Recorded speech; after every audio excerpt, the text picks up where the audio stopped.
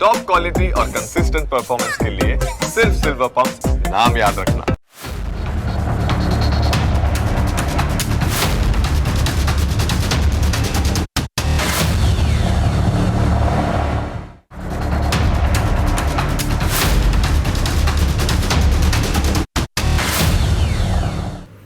શું તમારી સાથે ક્યારેય એવું બન્યું છે કે તમે સોશિયલ મીડિયા જોતા હો, સ્ક્રોલ કરી રહ્યા હો, એવામાં વર્ષો જૂનો એક વિડીયો અચાનક તમારી સામે આવી જાય, જેમાં કહેવામાં આવેલી વાતો એક પછી એક સાચી પડે તો સ્વાભાવિક રીતે એ જોઈને તમારા રૂવાડા પણ ઊભા થઈ જાય. આ વર્ષે થોડાક સમય પહેલાં સોશિયલ મીડિયા પર આવી જ સ્થિતિ જોવા મળી હતી. એક પ્રોફેસરને સોશિયલ મીડિયા પર બધા લોકો ચાઇનીઝ નોસ્ટ્રાડેમસ કહેવા લાગ્યા. તમને ખ્યાલ હશે કે નોસ્ટ્રાડેમસ જાણીતા જ્યોતિષી હતા. જોકે આ પ્રોફેસર કંઈ જ્યોતિષી નથી, તેમનું નામ છે જિયાંગ શુચિન. મે 2024માં તેમના એક જૂના લેક્ચરનો વિડીયો અચાનક વાયરલ થઈ ગયો. આ વિડીયોમાં આ પ્રોફેસરે મક્કમતાથી 3 મોટી આગાહી કરી અને એમાંથી 2 તો આપણી નજર સામે સાચી પડી ચૂકી છે. પહેલી ભવિષ્યવાણી એ હતી કે ડોનાલ્ડ ટ્રમ્પ ફરી એકવાર પ્રેસિડેન્ટ બનશે. બીજી આગાહી એ કરી હતી કે ટ્રમ્પનો આ બીજો કાર્યકાળ ઈરાન સાથે એક મોટા સંઘર્ષની શરૂઆત કરશે. આ બંને આગાહીઓ સાચી પડી ચૂકી છે. તેમની ત્રીજી આગાહી છે કે આ યુદ્ધમાં અમેરિકાએ હારનો સામનો કરવો પડશે. હવે તેમની પહેલી 2 આગાહીઓ તો સાવ સાચી પડી છે. ત્રીજી આગાહીનું શું? તેમના આવા ટ્રેક રેકોર્ડના લીધે જ લોકો તેમની પાસેથી વધુને વધુ જાણવા માંગે છે. તેઓ બીજિંગમાં ફિલોસોફી અને ઇતિહાસ જેવા વિષયો ભણાવે છે. જિયાંગની આ આગાહીઓ પાછળનું અસલી ગણિત શું છે એ જાણવું બહુ રસપ્રદ છે. પહેલી નજરે એમ લાગે કે આ માણસ પાસે ભવિષ્ય જોવાની કોઈ જાદુઈ કે અલૌકિક તાકાત હશે, પરંતુ હકીકત કંઈક અલગ છે. આ કોઈ ચમત્કાર નથી, પરંતુ વૈશ્વિક સ્થિતિનું વિશ્લેષણ છે. ઇતિહાસના પાઠ અને તર્કનો એક અદ્ભુત સમન્વય છે. તેઓ મુખ્યત્વે આંતરરાષ્ટ્રીય સંબંધો, યુદ્ધની સ્થિતિ, આર્થિક સંકેતો અને ચૂંટણીને બહુ જ બારીકાઈથી જુએ છે. ભૂતકાળમાં જ્યારે આ પ્રકારના રાજકીય આર્થિક સંકટો ઊભા થયા ને, ત્યારે દુનિયામાં કેવા પરિણામો આવ્યા હતા તેની આજની પરિસ્થિતિ સાથે તેઓ સરખામણી કરે છે. તેઓ બહુ સ્પષ્ટ તર્ક વાપરે છે કે જો 2 દેશો વચ્ચે તણાવ અમુક હદે વધે તો આગળ જતાં લશ્કરી અથડામણ ચોક્કસ થાય. એટલે કે તેઓ ઇતિહાસની જુદી જુદી પેટર્નના આધારે આગાહીઓ કરે છે. હવે તેમણે યુટ્યુબર રાજ શમાની સાથેના પોડકાસ્ટમાં વધુ 3 આગાહી કરી. અત્યારે જોઈએ તો આ આગાહી સાચી પડવી મુશ્કેલ લાગે, જોકે ક્યારેક અશક્ય પણ શક્ય બનતું હોય છે. તેમણે સૌથી પહેલાં એવી આગાહી કરી છે કે ટ્રમ્પને પ્રેસિડેન્ટ તરીકેની ત્રીજી મુદત પણ મળશે.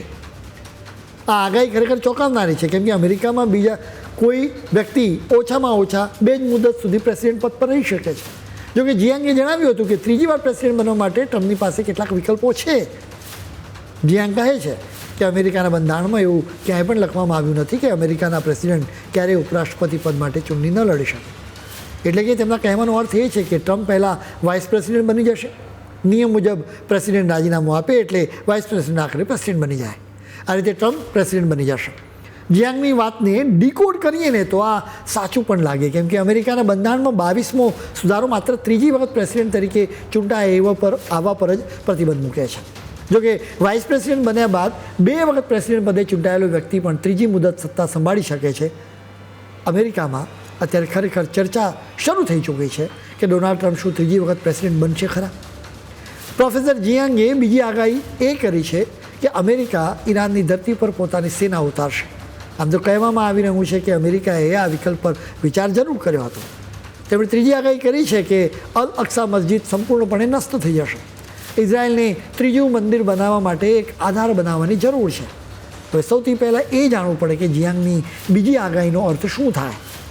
પ્રોફેસર જિયાંગ કહે છે કે મધ્ય પૂર્વમાં અમેરિકાનું નેટવર્ક બહુ મોટું અને જટિલ છે, જ્યાં ઇજિપ્ત, કતર અને સાઉદી અરેબિયા જેવા દેશો તેના સાથી દેશો છે.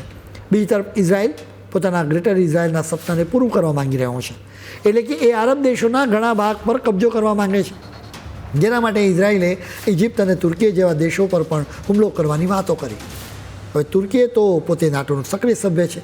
જ્યાં સુધી અમેરિકાની સત્તાને પાવર મજબૂત છે ત્યાં સુધી ઇઝરાયલ માટે આવા દેશો પર હુમલા કરવા શક્ય નથી. તેથી તો ઇઝરાયલની ખરી ગણતરી એ છે કે અમેરિકા ગમે તેમ કરીને ઈરાનની ધરતી પર પોતાની સેના ઉતારે. તેમની વાતનો સાર એ છે કે અમેરિકા અને ઈરાન લડે અને ખતમ થઈ જાય, જેથી મધ્ય પૂર્વમાં માત્ર ઇઝરાયલનો જ દબદબો રહે. જો અમેરિકા ઈરાનમાં જમીની યુદ્ધ લડવા ઉતરે તો પરિસ્થિતિ અત્યંત ગંભીર બની શકે. ઈરાન જેવા મોટા દેશ સામે લડવા માટે અમેરિકા પાસે પૂરતા જવાનો નથી. આ સંજોગોમાં ભૂતકાળના વિયેતનામ યુદ્ધ જેવી ભયાનક સ્થિતિ સર્જાઈ શકે. એ સમયે અમેરિકન સરકારે ફરજિયાત રાષ્ટ્રીય ડ્રાફ્ટ લાગુ કરવો પડ્યો હતો. સરળ શબ્દોમાં કહીએ ને તો યુદ્ધ લડવા માટે અમેરિકાએ પોતાના યુવાનોને બળજબરીથી સેનામાં ભરતી કર્યા હતા. ફરીથી એવી જ સ્થિતિ સર્જાઈ શકે. દેશના યુવાનોને અનિચ્છાએ યુદ્ધના મેદાનમાં ધકેલવામાં આવશે ત્યારે તેમની અંદર અસંતોષ અને રોષનો જ્વાળામુખી ફાટી નીકળશે. ડ્રાફ્ટ કાર્ડ બાળવામાં આવશે અને અમેરિકાના યુવાનો આ ફરજિયાત ભરતી સામે હથિયારો ઉપાડી લેશે. પ્રોફેસર જિયાંગના મતે આ જ પરિસ્થિતિ આગળ જતાં અમેરિકાને અંદરથી તોડી નાખશે અને ત્યાં એક ભયાનક ગૃહયુદ્ધ જેવી સ્થિતિ ઊભી થશે. આ રીતે અમેરિકા આવનારા સમયમાં નષ્ટ થશે.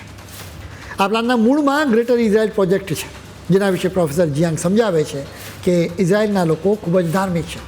તેમણે ધ બુક ઓફ જીનેસીસનો ઉલ્લેખ પણ કર્યો. આ પુસ્તકમાં લખવામાં આવ્યું છે કે ભગવાને અબ્રાહમને તેમના વંશજો માટે જમીનનું વચન આપ્યું છે. આ જમીન ઇજિપ્તના નાઇલથી શરૂ થઈને મેસોપોટેમિયા અને એનાટોલિયા સુધી વિસ્તરાયેલી છે.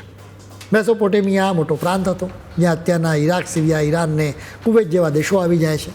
એનાટોલિયામાં તુર્કીના પ્રદેશો છે. ઇઝરાયલ આ જ કારણસર ગ્રેટર ઇઝરાયલ પ્રોજેક્ટ પર લાગુ કરવા માગે છે, જેમાં મોટાભાગના ખાડી દેશો સામેલ થઈ જાય છે. આ પુસ્તકના કારણે જ ઇઝરાયલના યહૂદીઓ માને છે કે આ પ્રોજેક્ટ પાર પાડવો એ તેમની ધાર્મિક ફરજ છે. પ્રોફેસર જિયાંગની વાતોનું એનાલિસિસ કરીએ ને તો આપણે બે દેશોનો ઇતિહાસ પણ જોવો પડે. એક તરફ ઇઝરાયલ પોતાનો વ્યાપ વધારવા માટે ગ્રેટર ઇઝરાયલ પ્રોજેક્ટને લાગુ કરવા માગે છે, જોકે હજુ ગળું ખોખારીને કહ્યું નથી કે કયા ભાગ ઉપર એ કંટ્રોલ કરવા માગે છે. જોકે ઇઝરાયલની એવી મહત્વાકાંક્ષા કોઈનાથી છુપી નથી રહી. બીજી તરફ અમેરિકાનો ઇતિહાસ પણ તમે જોઈ લો. અમેરિકાને તો યુદ્ધો લડવાની એક આદત છે.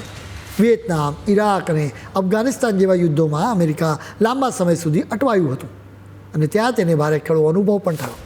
એટલે જ ઘણા લોકો કહે છે કે અમેરિકા કદાચ ઈરાનની ધરતી પર સેના નહીં ઉતારે, પરંતુ ટ્રમ્પની પાસેથી સમજણની આશા રાખવી વ્યર્થ છે.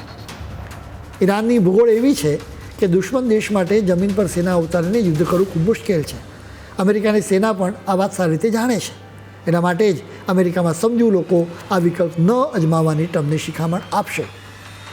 બીજી તરફ અમેરિકામાંથી અનેક લોકો ફરી ભયાનક યુદ્ધ લડવાની વાત કરી રહ્યા છે, જેમાં જમીન પર લડાઈની પણ વાત કહેવામાં આવી રહી છે. જોકે આવું યુદ્ધ કરવા માટે અમેરિકાની પાસે પૂરતા સૈનિકો નથી. જો ખરેખર કોઈ મોટું જમીની યુદ્ધ શરૂ થાય તો ફરજિયાત ભરતી એટલે કે ડ્રાફ્ટની ચર્ચા અનિવાર્ય બની જાય. ડ્રાફ્ટનો અર્થ જ એ છે કે યુવાનો રોષે ભરાય. નિષ્ણાતો માને છે કે આવી સ્થિતિમાં અમેરિકા ગૃહયુદ્ધ તરફ ધકેલાઈ શકે છે. ઇઝરાયલ બરાબર એ જ ઈચ્છી રહ્યું છે. ઘણા બધા નિષ્ણાતો પ્રોફેસર જિયાંગની વાતથી સંમત નથી. તેઓ કહે છે કે આ પ્રકારનું ફૂલ સ્કેલ પર જમીની આક્રમણ અમેરિકા માટે સીધી આત્મહત્યા સમાન જ ગણાશે. અમેરિકાની સેના આ વાત જાણે છે. આજનું અમેરિકા જમીન પર લડવા કરતાં હવાઈ ક્ષમતા, આધુનિક ડ્રોન અને કડક આર્થિક પ્રતિબંધો પર વધુ વિશ્વાસ રાખી રહ્યો છે. વળી કોંગ્રેસની મંજૂરી વિના દેશમાં ડ્રાફ્ટ લાગુ કરવો રાજકીય રીતે અશક્ય જેવું છે અને કોઈ પણ પ્રેસિડેન્ટ આવી મોટી ભૂલ કરવાની હિંમત નહીં કરે. જો ભૂલે ચૂકે પણ પ્રોફેસર જિયાંગની આગાહી સાચી પડે તો તેની ભયાનક અસર માત્ર મધ્ય પૂર્વ સુધી સીમિત નહીં રહે. અમેરિકાની શેરીઓમાં વિરોધ પ્રદર્શનો થશે અને યુવાનોનો ભવિષ્ય પરથી વિશ્વાસ ઉઠી જશે. વૈશ્વિક સ્તરે ક્રૂડ ઓઇલના ભાવ આસમાને પહોંચશે, સપ્લાય ચેઇન બિલકુલ ખોરવાઈ જશે અને આંતરરાષ્ટ્રીય સુરક્ષાનું માળખું સંપૂર્ણપણે વિખરાઈ જશે. નિષ્ણાતો આ સ્થિતિને અત્યંત ગંભીર માની રહ્યા છે. પ્રોફેસર જિયાંગનો દાવો ઇતિહાસ અને તર્ક પર આધારિત જરૂર છે, પરંતુ એમાં થોડી અતિશયોક્તિ ભરેલી હોય એમ સ્પષ્ટ દેખાય. જો કે આગાહીનો તેમનો ટ્રેક રેકોર્ડ સારો રહ્યો છે. વળી આ કોઈ ભવિષ્યવાણી નથી, પણ એક ગંભીર ચેતવણી છે.